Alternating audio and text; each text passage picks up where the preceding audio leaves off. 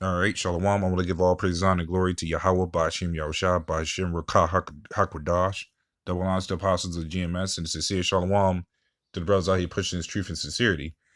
And I'm so lucky. I have here that says Putin says he who said it did it after Biden calls Russian president a killer. And there's a lot of snide remarks in this one. I like it. But this is and basically they just saying we don't care what you say, we're still gonna do it. And World War III's here. It's been here. People just didn't want to acknowledge it, but it's here. And there's you're gonna be seeing a lot of shit. People are highly upset about what's going on in Ukraine. Meanwhile, they ain't come to find out it was Ukraine that was talking shit to Russia. And knowing that Russia already wanted the place, they was like, "Oh, this is a perfect excuse. Might as well take it." And this is again to gain them a foothold. Meanwhile, people of Babylon is supporting Ukraine, but meanwhile, Ukraine don't even like America. Ukraine don't like anybody over here. And yeah, you got all these people over here trying to send up prayers, but they won't go over to help them either. I saw one article where a British guy decides to leave his wife and child to go fight in the militia in Ukraine, and then decides to back off from the battlefield because he's afraid it's a suicide mission. People don't understand. Once you go to war, every mission, anywhere you go is a suicide mission. So these wars and they get rumors of wars. It's all a thing. It's gonna become a thing. It's gonna be civilian wars, actual wars, how technically a political war if you want to go at it. But this is all the benefit, the profit of these rats. So I'm gonna go ahead into the clip. Я приехала, да? Семья приехала ваша? Дочка здесь живет. Мы действительно, как он сказал, мы с ним лично знакомы. И что бы я ему ответил? Я бы сказал ему: будьте здоровы. Я желаю ему здоровья. Говорю это без иронии, без шуток. Но когда мы оцениваем других людей, или когда оцениваем даже другие государства, другие народы, мы всегда как бы смотримся как будто в зеркало. Мы всегда там видим себя. Потому что всегда перекладываем на другого человека то, чем мы сами дышим, чем мы являемся по сути. И вот, вы знаете, я вспоминаю, в детстве мы во дворе, когда спорили друг с другом, мы говорили так: кто как обзывается, тот так и называется. И это не случайно, это не просто детская поговорочка и шутка. Вот. Смысл очень глубокий в этом, психологический. Мы всегда в другом человеке видим свои собственные качества и думаем, что он такой же, как и мы. И из этого исходя оцениваем его действия и даем оценку вообще. И все это доказывает нам то, что заявление... So, and he put a lot of keywords there. Like he was saying that, as far as "I wish you health," was basically insulting him, saying, "I know you're old and dying." And basically, when he said "he who did it," he who said it did it. Now you will wonder, why would I go into a video like this? Well, it's because it was the key words in this title.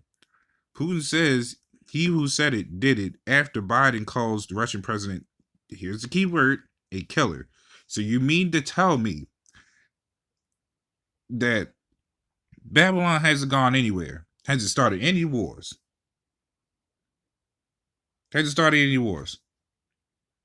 You mean to tell me, oh, now all of a sudden he's a killer? So what is Babylon's record? I want to know this. What is Babylon's record? There's a list of wars that's been going on for a long time. How the Afghanistan war is still going on. Man, that's been going on since 2000, 2001, so 21, 22 years now. You mean to tell me there's no deaths in that? This is Job 34:29. It says, when he giveth quietness, who then can make trouble? And when he hideth his face, who then can behold him? Whether it be done against a nation or against a man only. So Esau's always causing trouble. This is just an Edomite to Edomite battle. But this would be an Edomite to a whole world battle. Because everybody's going to be pissed off at what Babylon's done. You have a list of accounts where America's just invading other countries, starting wars. You mean to tell me that because someone else is now doing it, that makes them automatically that makes them killing you're justified for doing this shit? Who has the money? Who has control over the world? Who's been over here killing not just wildlife, but people too? Who's feeding us all this garbage that's giving us high blood pressure, diabetes, high cholesterol, all the diseases? They have a whole CDC. Now these diseases are still spreading. You have cancer, HIV, and all these other things, and various other things that will kill you. But all of a sudden, he's the killer. Meanwhile, you still got Fauci experimenting and killing people. You still got a number of animals that's actually going extinct because of Esau. But let's go over to the wars that he's done. That's bombing innocent civilians, including children. No one wants to talk about that. That's the play of Esau right there. This is Psalms 55:21. It says, the words of his mouth were smoother than butter, but war was in his heart. And that's what Esau has been primarily known for. Hell, including Putin at this point, because he's an Edomite too. But you see how well he played in words. I mean, he's very smooth. Nothing different from his Edomite brother Joe Biden, or any of these devils, any president. I don't give a damn. They're all devils. They're all known for the slick ways that they put things through. They're known for. I mean, look at the laws. These laws ain't meant for us. The laws sound all good and fine until they pull that card against you. And then they put these laws, they sign these new laws, but they don't put them out there for people to know. You find out hella late. Oh, they don't just put it on the news. It's like, oh yeah, this is the new law. Sometimes they might. But if it's something that benefits them with money, they ain't telling you shit. And that's what lawyers are for. They know the law better than anybody else. They got to keep up with the shit. So I found this. It says, these are the only 3 countries America hasn't invaded. Keyword hasn't. Now, this might seem like a long one, but it's actually pretty short. So I'm going to start right here. It says, the United States military gets around, as they always do. It says there are the countries with which it's gone to war, Iraq, Germany, and Japan. There are countries it helps protect, Turkey, Poland, and Bahrain. And there are countries most people don't know what that America sends troops to, like Thailand, Pakistan, and Antarctica.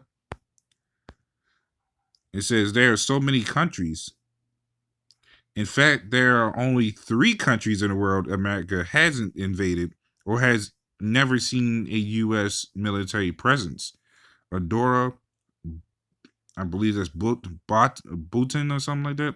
I'm not even sure if I can pronounce this word. Liechtenstein, I believe. It says American historian Christopher Kelly and British historian Stuart Laycock are the authors of American Invades, How We've Invaded or Been Militarily Involved with Almost Every Country on the Earth. But Russia's a killer. Sure, they got actually the highest super weapons in the world right now. But they don't have nowhere near the record that America has. It says with has invaded almost every country on the earth. It says they define invasion as armed attack or intervention in a country by American forces. You see how they play that smooth words? They play on words right there. They try to smooth it out to seem like, oh, we're not the bad guys, even though we invaded and killed a whole bunch of people. It says Americans have been invading other countries since before America was a thing. As early as 1741, when the North American battleground for the War of Austrian Secession was called King George's War, one of the French and Indian Wars. That's a lot of wars. That it is. 1741 up to 2022. I want to see. I've checked the list of wars Russia's been in. There's nowhere near. Hell, I've never seen any country's wars is about as big as this, or about as long as this. At least when other countries had wars, they broken up in times. The wars never lasted too long. But America's wars have been going on for a long time. They don't just have one war; they have multiple wars. America has multiple wars. So that says a lot. Their wars have never technically ended. Even though they had some of the fake wars. But it was still a war that they was still trying to kill people in. He says, according to Kelly and Laycock's book, the United States have invaded or fought in 84 of the 193 countries recognized by the United Nations and has been militarily involved with 191 out of 193, a staggering 98%. Damn. It says the authors pose mix of political ideas without America's worldwide military involvement. The U.S. would be smaller with less clout, and Mexico would be bigger with more clout. American invasions checked the spread of I can't even say that word. Totalitarianism in the 20th century, and without such opposition, the spread could have been worse.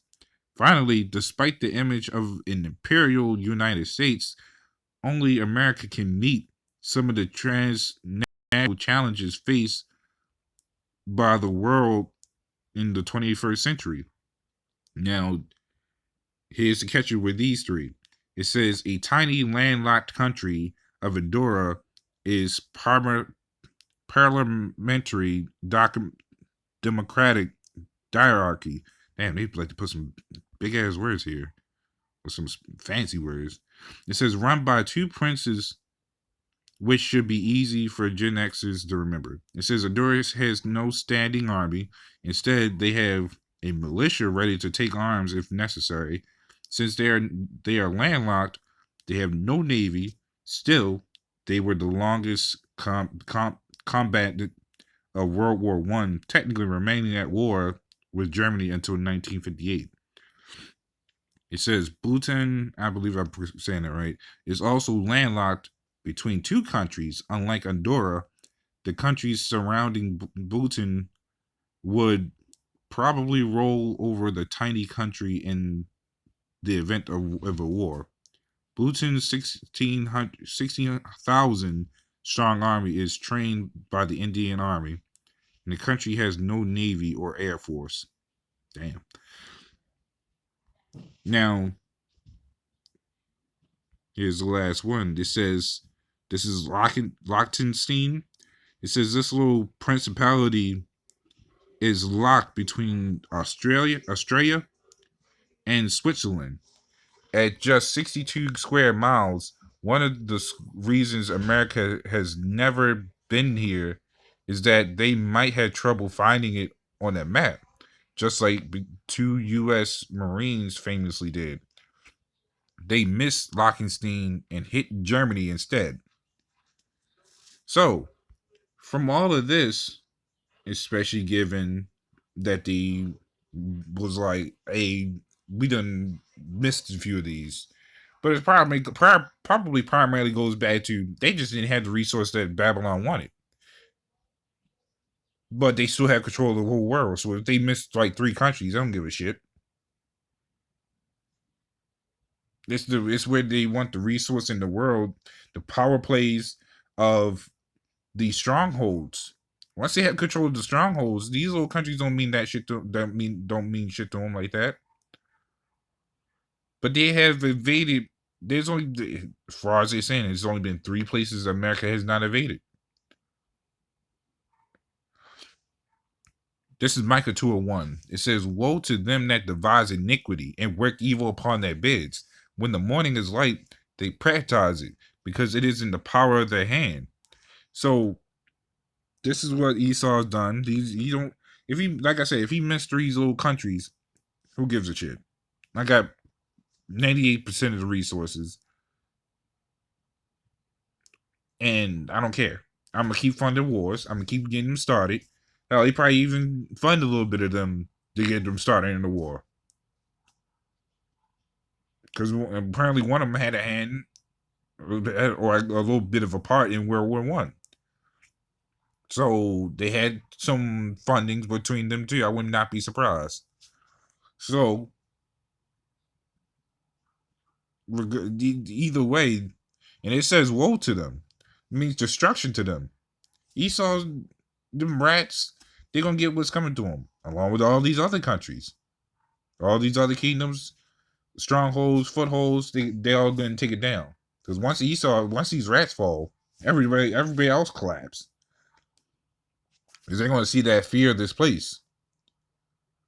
So for them to call them Putin a killer, Babylon's main killers. But guess what? Who's going to kill Babylon? You guessed it, that Lord Yahweh Bashim Yahushua. He's going to kill this place, and guess what? He's going to kill the rest of them. I mean, the rest of these other countries. They're going to get taken down too. The Lord is the ultimate killer. He's been killing since day one, before these countries was even thought of. Even hell, the Lord's record is so high that you can't even measure that, because he kills who he wants. He done brought a lot of people alive. So Esau can't even do that. He can't bring just naturally like snap his finger and bam, there's a life. The Lord has a system of who goes up to him and who he sends, and the ones that he sends back down. He's the creator. He's the creator of life and the creator of death. And there you have it. So the Lord's record is so high that it's justifiable, because you can't. The Lord's killings can't be unjust. That's why he does it. But these rats, these heathens, they find any excuse just to kill,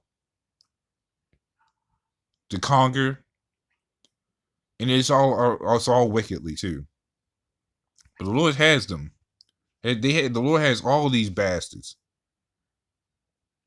We just waiting and rejoicing, because we're rejoicing right now, slightly, because his infrastructure is slowly falling. We'll be fully rejoicing when this place and all his hands and powers are taken down with him. But that's all I have going into that. So, Lord One, this is a little edifying. And with that, Shalom.